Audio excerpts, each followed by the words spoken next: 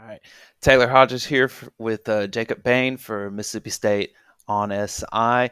And we're about, I don't know, 20, 30 minutes past the conclusion of the game tonight against Arizona State. And obviously, Mississippi State lost 30-23. Game scores are probably a little bit closer than it actually was. But Jacob, uh, gonna bring you in here to talk about this now, real quick. Me and you both played high school football, right? When we both played offensive line. Have you ever seen an offensive line look that much bigger and just overall better than an SEC defensive line? To me, it was just like enormous. Oh, I've never seen anything like it. The overarching point of the defense is I've been saying all off season that I thought the defense would be better than I expected, just because State's always solid on defense. They're never really just awful. But I believe they are treading toward awful. Like you said, the offensive line for Arizona State. They looked like they were the SEC team, and State was a Group of Five team. It was really bad. The running back he ran for 260 yards. And I think they got the ball the last drive, like 4 minutes left, and it was nonstop, ran it every time. If you'd have told me on Friday or earlier this week their quarterback would have 69 yards passing, I would think the State would have blew them out. 200 or 364 total yards rushing is insane compared to 64 for State. It blew my mind seeing how bad Arizona State was whipping them from. Quite literally, let me see here. He averaged 8 yards a carry. Right. 8 yards a carry. The only thing I can say is I was watching it, and my mind was literally blown. I've never seen anything like it. And it was from from not the first drive. I think State started off with the ball, but Arizona State's first drive, it was obvious they ran the ball at will. I'm gonna mispronounce this dude's name, but Cam Scatibo. Hey man, he did whatever he wanted. He ran hard. I think I mentioned in my article. It was rare when State would bring him down on second contact. Yeah. That was another thing I wrote the deep tackling was awesome. He got a lot better in the second half. He would run through there and he would just straight up run over whoever was in front of him. And eventually, there's nothing would get there to bring him down. But it was unreal. I'm, From the moment the game started to the very end, they dominated the front. I made the note in my little game notes file that I have during the game that he converted a first down on a 3rd and 10 by running the ball right up the middle, and I was just like, "Who's the SEC team here?" Like, It was unreal. This coordinator, Coleman Hutzler. I mentioned that third down as well. That just blew my mind. It's like he kind of they just kind of whatever planned for the pass. They just ran right up the middle, 10 yards untouched. It was literally like high school versus JV. It was disgusting. and I'm no football coach. I'm the last person that should second guess any coach's decision, but like at some point during that game, do you start to consider maybe putting a fourth defensive lineman in there, or just another player with their hand in the ground to give you a little bit of size? Because again, made the note in my notes that there was 3 down defensive linemen the entire game, and as a fan, I would think having another big body in there might help, but again, I'm not a coach. What do I know? Type of thing. The three-man front. Arnett, the previous DC, he always ran three-man front. It was just absurd how much they gashed him. And that quarterback, Levitt, Mm-hmm. he was not very impressive. Whenever he would get the ball and start passing him, State sideline had to breathe a sigh of relief.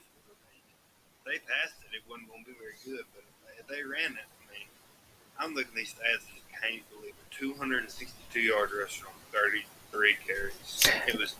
unreal. Arizona State throwing the ball was their show of mercy towards Mississippi State. Yes, it was. Whenever anytime State saw him drop back, I kind of thought, man, I don't know why they're doing this. They could just run every play. You can kind of always say that, but literally Arizona State could run the ball every play. There were a few times there in the second half, maybe even the fourth quarter, where I was like, "Why are they running? Why are they throwing the ball here? Like you do whatever you want running the ball. You're 50 yards away from 400 yards. Hey, go for the number." But hey, what it ended up working out for them. Um, let's flip over to the other side of the ball. So I was a little bit surprised at Mississippi State's offense in the first half. Like again, I think we got some size issues along the line. Um, but man, something was wrong. I think like to me that something just felt wrong. Yeah, it looked. I really can understand. I thought it was going to be. I thought the offensive line was going to be a strength team coming into the season. They got a bunch of new guys, but I just kind of overlooked it. I thought they would kind of figure it out, but there was just sometimes where I just saw missed assignments. Like it'd be pass blocking, and they'd all be going one way, and some guy would go the opposite way, and they'd have a free runner to the quarterback. Pass blocking, I thought for the most part they were decent. Chafin got sacked 3 times. Two of them were costly in that one drive in the second half. But it's their run blocking that's really concerning. Keep on the lead, 9 carries, 35 yards. Bamboo, 6 carries for 9 yards. Combined average probably about 2.5 yards a carry. That's probably the most shocking thing. Cause I figured if anything they could be able to run block well, but they could not run the ball at all, which really just kind of hampered the offense. Because if you're one dimensional, you might as well just be running like the air raid or something, opposed to what Levy wants to run. Right. Negative 13 total rushing yards in the first half. Like, and I think I don't remember the total team first half stats, but I know the Scativo he had 137 yards alone in the first half. Like it, but what changed in the second half? Like because they some give Mississippi State some credit. They did find a way to come back. Kevin Coleman, probably one of my favorite players on the team right now. Uh, That touchdown was electric. oh, I mean, and that's the word I keep using to describe him as electrifying. But just from what you saw, what do you think kind of let Mississippi State get back into this game? I think in the second half, I think they just started tackling, but I still think they were getting mauled at the run, and it showed them that last drive. I think they just started tackling well. I'm not even going to try to pronounce his name, but he would just break 2 or 3 tackles every time in the first half. And I think they did a better job at the linebacker. Stone Blanton played good. Isaac Smith played good at 17 tackles. I think the second half, the defense played better just simply because I think they were tackling better. And I think the pass ball more. I think the pass ball too much in the second half. To be honest, I don't know why you'd ever pass it, but yeah, I think the biggest improvement for the defense was definitely just tackling better. On the offense, I think I mentioned in my article, they finally got to be able to play with some pace. Yeah, Levy likes to do. They'd get a first down, and once they get that first down, it's ball rolling downhill. They just start going real fast. And they found their groove is the way yeah, that I put it. Is like whatever was going on in the first half, they were not in sync. They were out of groove.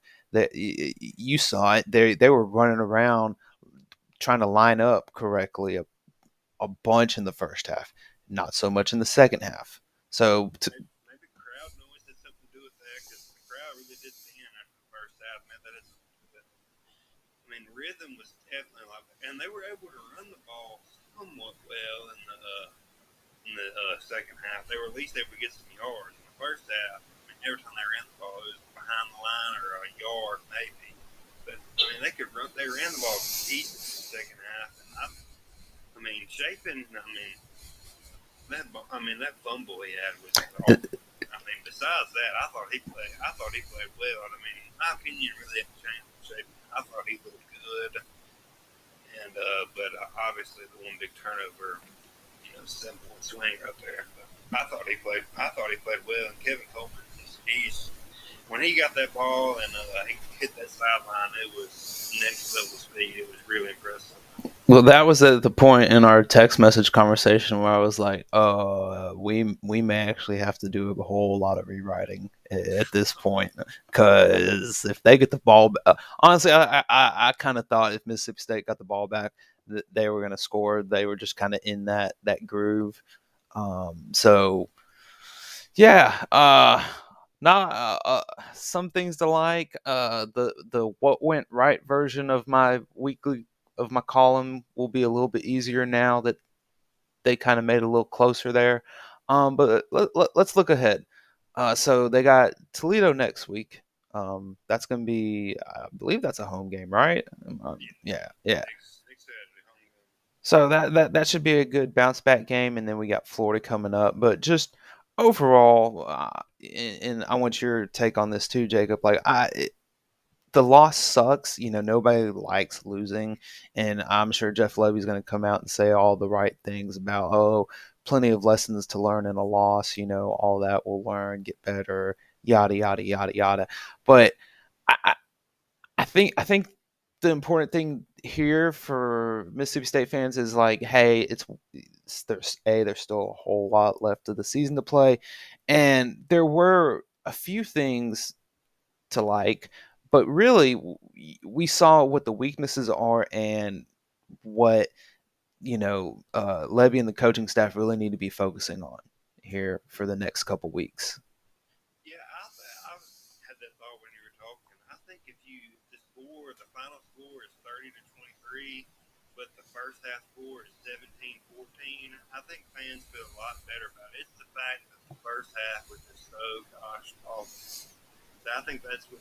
I mean, Arizona State. I mean, I kind of overlooked them, but I mean, they're a solid team. Their running back is good. So I mean, the loss really doesn't sting. I think what really stings the most is kind of how bad the first half was. Right. But yeah, going forward, I mean, the issue. I mean, it's the offensive and defensive line. That's that simple. In the secondary, didn't get much action, obviously, but I thought they played fine. Kelly Jones and Isaac Smith, they did 17 tackles. I mean, they played decent. It's the offensive and defensive line. I never thought I'd say that about a state team because usually that's where state kind of Mm-hmm. that's where their best players are. Is usually on the offensive and defensive line. But I mean, I don't know how you think. I mean, I mean, obviously the offensive line especially will improve, but defense. I mean, they had a few bodies out. Calvin Dinkins was out. Deontay Anderson. But offense, I think they have the guy. Offensive line, I think they have the guys to be a good unit. Now, defensive line, I'm beginning to question if there's just enough talent there to kind of just take a necessary step forward to be, competent in SAP play. Gotcha. Yeah. Agree with you. All right. Well, I think that kind of wraps up this video, but I'm going to spring a question on you here at the last second that I just thought of. All right. So I think we both made some preseason predictions about State's win loss record. Do you think what is this? Do you think Mississippi State still might make a bowl game? It's a good question. I mean, now they got this loss. I mean, I kind of penciled it in as a win and had them beat Arkansas and Florida. I mean, I want to say they'll make a bowl game. I mean, they could have said Texas A&M. They didn't do too great last week, but I mean, they're good on the defensive line. But I would say 5 wins probably right now. I think they do beat Arkansas or Florida. Man, it's just if it was just all if it was any other unit struggle, it's just the defensive line, offensive line is just gonna get you killed. I don't think the defensive line just has the proper talent needed. But if I had to guess today, I would say State's not in a bowl game. I would probably say 5 wins or maybe Florida. I'm right there with you. I had this as penciled in as a win too, and I actually picked them to upset Missouri later in the year, but that was probably a foolish idea on my part. So I think we're really looking. It's definitely an alarm needs to be going off because it's going to require a massive upset. At uh, I don't know how they're going to beat Texas or Georgia or Oh, Tennessee, they will not beat them. and hey, it's not likely. So massive warning alarms need to be going off about the Bulldogs' bowl chances this year, in my opinion. I'll say one sunshine on the thing.